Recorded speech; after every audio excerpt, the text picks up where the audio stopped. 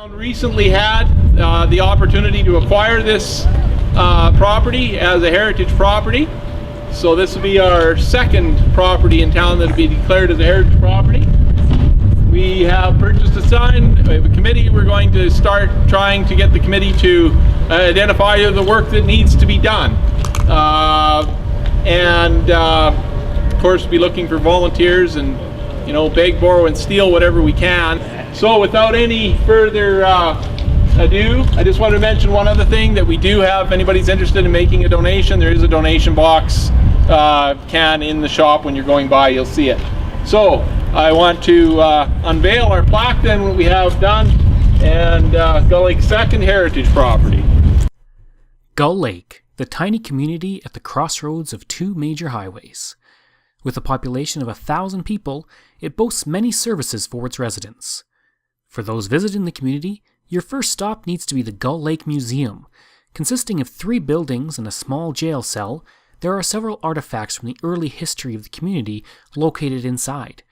You can even tour an original one-room schoolhouse and sit in the desks once used by children decades ago. Once you have spent your time at the Gull Lake Museum, your next stop needs to be the Lyceum Theatre. Operating continuously, apart from 2 fires in its history, since the early 20th century, it is a community-owned theatre that shows digital 3D movies. Run by one manager and staffed by only volunteers, people from all over southwest Saskatchewan come to see the latest movies at this theatre. It is open from Thursday to Tuesday, 7:30 p.m. to 10:30 p.m. A visit to Gull Lake isn't complete without a trip outside of town to the 2 wind farms.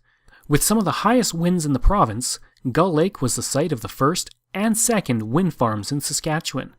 Today, the wind turbines are a fixture of the hill located near the town that locals call the Bench. Gull Lake is a community that is looking at many new events to entertain residents and tourists. There's the annual Christmas Cove, which consists of various sites at the campground lit up for Christmas, as well as the annual Winterfest celebration. One of the biggest draws of Winterfest are the fireworks that light up the sky at the close of the festival in February. This year, Gull Lake will be starting up a new festival that is a close-guarded secret, but come this autumn, you can enjoy the Harvest Festival. In 2014, Gull Lake had its first Harvest Festival, which was a huge success. Also on that day, the Wongai Shoe Shop became the community's second heritage property after the 76 Ranch. The shoe shop operated from 1922 to 1978 and stood untouched for 3 decades until it was bought by the town in 2014. It is the newest tourist attraction for the community, with doors opening to the public for viewings in the spring of 2015. In addition, the community will be launching its very first heritage walking tour, allowing you to see the history of some of the amazing businesses in the downtown core. If you're traveling along the Trans-Canada Highway this year and you see a sign for Gull Lake, do yourself a favor, stop by and see what this amazing community has to offer.